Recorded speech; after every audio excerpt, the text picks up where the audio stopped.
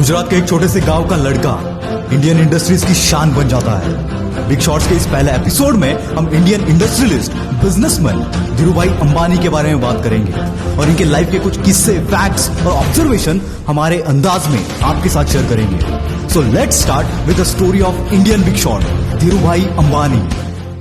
अपने 50 साल के करियर में धीरूभाई ने काफी उतार चढ़ाव देखे, पर किसी भी मुश्किल हालात के सामने ये बंदा झुका नहीं। हर मुश्किल का जवाब इस बंदे के पास था। धीरूभाई ने कभी भी अपने ऊपर का लाइमलाइट हटने नहीं दिया। वो हमेशा न्यूज में रहते थे, कभी पॉजिटिव कभी निगेटिव, और negative publicity is the best publicity. इस बात को धीरूभाई बहुत अच्छे से जानते थे, तभी हर निगेटिव न्यूज को वो पॉजिटिव में बदल देते थे। जो अखबार धीरूभाई के बारे में निगेटिव न्यूज छापते थे, उन्हीं अखबारों में धीरूभाई सबसे ज्यादा एडवर्टाइज देते थे। मैंने तो ये भी सुना है कि अखबार के जिस पेज में रिलायंस या धीरूभाई के बारे में निगेटिव न्यूज होती थी, उसका अगला पूरा पेज रिलायंस की एडवर्टाइज से भरा होता था। निगेटिविटी और निगेटिव न्यूज को कैसे यूज करना है, ये इस बंदे को बखूबी पता था। धीरूभाई जब यमन में पेट्रोल पंप पर काम करते थे, उस वक्त के उनके कुछ किस्से बड़े फेमस है। किस्सा कुछ ऐसा है कि उस वक्त यमन में चांदी के सिक्के चलते थे, और रिसर्च करने पर धीरूभाई को पता चला कि उन सिक्कों में जो चांदी यूज होती थी, उस चांदी की कीमत उन सिक्कों की कीमत से कई ज्यादा थी। और इस मौके का फायदा धीरूभाई ने उठाया। उन्होंने इन सिक्कों को पिघलाकर लंदन के मार्केट में जाके बेचा, क्योंकि उस वक्त लंदन में चांदी की कीमत सबसे ज्यादा थी। कोई भी मौका ये बंदा नहीं छोड़ता था। उनका दूसरा किस्सा कुछ ऐसा है कि धीरूभाई जब पेट्रोल पंप पर काम किया करते थे, वहां चाय 25 पैसे की मिलती थी, और पेट्रोल पंप से थोड़ी दूर पर एक होटल था जहां चाय 1 रुपए की मिलती थी।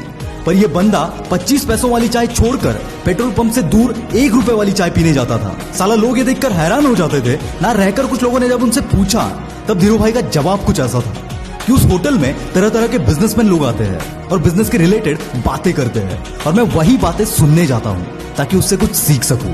दोस्तों, फालतू चीजों पर खर्चे करने वाले लोग काफी होते हैं, पर जब कुछ सीखने की बारी आती है तो इनके अंदर का कंजूस आदमी जाग जाता है। पर लेजेंड कभी भी खुद के दिमाग कर खर्चा करने में कंजूसी नहीं करते, क्योंकि वो नॉलेज की वैल्यू जानते हैं, और धीरूभाई भी उन्हीं में से थे। 1957 में धीरूभाई यमन से इंडिया वापस आ गए, और कुछ ही महीनों में उन्होंने अपने कजिन भाई चंपकलाल दमानी के साथ रिलायंस कमर्शियल नाम से अपनी ट्रेडिंग कंपनी स्टार्ट कर दी। एक्चुअली रिलायंस नाम एक जनरल स्टोर का था, जो धीरूभाई के जान पहचान में किसी बंदे का था। रिलायंस का मीनिंग होता है ट्रस्ट इन समवन और समथिंग। धीरूभाई को यह नाम इतना पसंद आया कि उन्होंने अपने कंपनी का नाम भी रिलायंस रख दिया। शुरुआत में रिलायंस मसालों की ट्रेडिंग करता था, पर कुछ ही महीनों में धीरूभाई ने टेक्सटाइल में भी एंट्री कर दी। शुरुआत से ही धीरूभाई का विजन बहुत बड़ा था। वो रफ्तार से अपनी कंपनी को बड़ा करना चाह रहे थे। यहाँ पर इनके पार्टनर की और इनकी सोच नहीं मिली, और इसी वजह से ये दोनों अलग हो गए। इसके बावजूद इन्होंने अपने रफ्तार को कभी कम नहीं होने दिया। धीरूभाई 1 साल तक लॉस में रहे, जब नरोडा में उन्होंने अपनी पहली टेक्सटाइल मिल खोली, पर फिर भी बंदे ने हार नहीं मानी और अलग अलग टेक्निक्स लगाकर अपना सेल 90 लाख तक पहुंचा दिया। तब उनका प्रॉफिट 13 लाख रुपए था, जो कि उस वक्त बहुत बड़ा अमाउंट था। और जब टेक्सटाइल इंडस्ट्री में धीरूभाई का हाथ बैठ गया, तब 1975 में इस बंदे ने अपना खुद का क्लोथिंग ब्रांड विमल लॉन्च कर दिया। इस ब्रांड के प्रमोशन के लिए धीरूभाई ने कई नए नए टेक्निक्स यूज किए। उन्होंने कई शहरों में अपने ब्रांड के फैशन शोज करवाए, और इसी वजह से विमल ब्रांड कई रिटेल शॉप्स पर बिकने लगा, जिसकी वजह से रिलायंस का नाम घर घर में लिया जा रहा था। दोस्तों, रिलायंस इंडिया की ऐसी कंपनी थी जिसने सबसे पहले अपना आईपीओ निकाला था। उस वक्त लोगों को स्टॉक मार्केट के बारे में इतना कुछ जानकारी नहीं था, पर धीरूभाई का इमेज मार्केट में इतना तगड़ा था कि बस धीरूभाई का नाम सुनकर रिलायंस के आईपीओ में 58,000 इन्वेस्टर्स ने अपना पैसा इन्वेस्ट किया, और इसी की वजह से रिलायंस रैपिडली ग्रो कर पाया।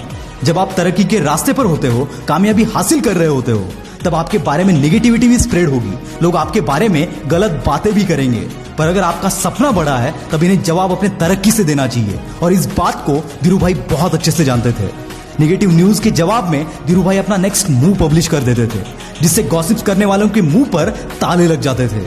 जब धीरूभाई की डेथ हुई, तब रिलायंस इंडस्ट्रीज की वैल्यूएशन $25.6 बिलियन थी।